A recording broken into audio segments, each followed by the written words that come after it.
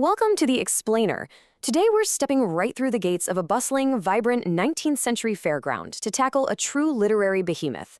We're going to break down William Makepeace Thackeray's dense, 67-chapter masterpiece, Vanity Fair. But look, we aren't just treating this like some dusty old Victorian book. Thackeray actually presents his world as this intricate, satirical puppet show. It's a bustling marketplace, just overflowing with ambition, deception, and overwhelming desire. So let's untangle this whole brilliant structure and explore a web of characters who are driven not by virtue, but by the absolute relentless pursuit of social status. You know, before the curtain even rises on Chapter 1, Thackeray hits us directly with this fascinating premise. He says there are no true heroes in the story. He introduces himself simply as a showman and tells us the characters we're about to meet are, well, puppets. They're just flawed individuals navigating a really selfish world.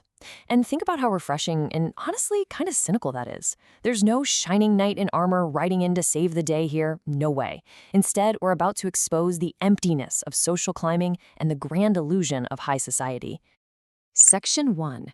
Innocence versus cunning. Okay, so it's absolutely fascinating to see how perfectly our two main characters contrast right out of the gate. On one hand, we've got Becky Sharp. She's poor but incredibly intelligent, fiercely ambitious, and highly calculating. I mean, she leaves school by literally chucking a dictionary out the carriage window in pure defiance. Then, on the flip side, we have Amelia Sedley. She's wealthy, gentle, privileged, beautifully innocent, and just heading back to a comfortable, easy life in London.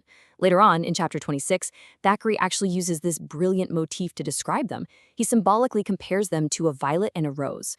Amelia is the delicate rose of emotional dependency, while Becky, she's the resilient, ambitious violet just fighting her way through the weeds. So you might be wondering, how does someone like Becky, an outsider with absolutely zero wealth or connections, actually survive in this ruthless environment? Well, she treats emotional intelligence as her superpower. Becky takes a job as a basic governess for the wealthy but super coarse Crawley family. Her first survival tactic? Flatter the vulnerable. She totally wins over Sir Pitt's lonely sister, Miss Jemima, through very careful manipulation. Step 2 is to observe aristocratic hypocrisy. She quietly figures out that family loyalty means literally nothing when inheritance and money are on the line. And finally, step 3, secure an advantageous target. She spots the charming but completely reckless young soldier Rawdon Crawley, and she sees marriage to him as her strategic ticket to independence. She's out here playing 4D chess and reading the room, while everyone else is just living in it. Section 2. War, Wealth, and Marriage. In Vanity Fair, society treats marriage basically like a business transaction. But the outcomes? They are starkly different depending on the motivations behind them. Let's look at Becky and Rawdon. Becky's main motivations are money, status, and independence. But what does she actually get? They get married in secret, which completely shocks the family, gets Rawdon entirely disinherited by his rich aunt, and ultimately plunges the two of them right into poverty. Now compare that to our other couple, Amelia and the charming but highly superficial George Osborne. George's family actually pushes for the engagement based strictly on financial logic. But Amelia? She's driven by blind, innocent emotion. And their outcome is brutal. Tragic loss, mounting debt, and complete emotional devastation. It's this massive contrast between Becky's calculated, cold risk and Amelia's total sentimental vulnerability. To really wrap our heads around Amelia's devastation, we just have to trace the rapid fall of George Osborne.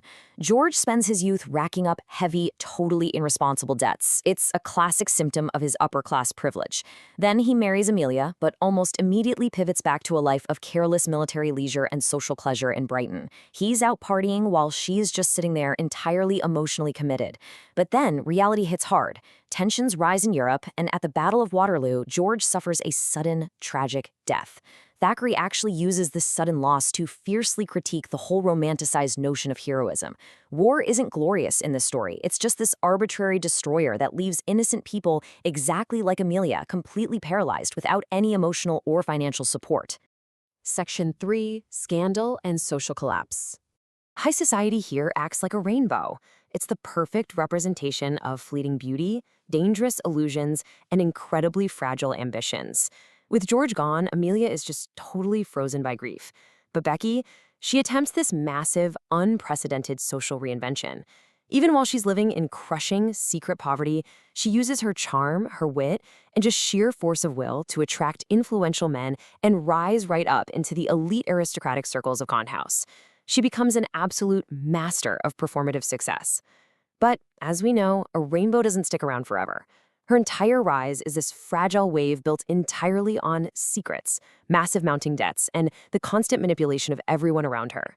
All of this brings us to the central burning question of the entire novel. Can ambition actually survive without morality? To keep her precarious spot in high society, Becky accepts the protection of Lord Steyne, and Steyne is a powerful, very wealthy, and deeply, deeply corrupt aristocrat. Sure, this connection gives her a little temporary security, but it requires a massive moral compromise. Soon enough, the whispers start. The suspicion grows. Becky's survival strategy has officially abandoned any sort of ethical restraint, and we really have to wonder, when does the bill finally come due? Well, the answer hits in chapter 56 with a catastrophic climax, the Gaunt house collapse. First, all those whispers of scandal and secret financial dealings finally boil over.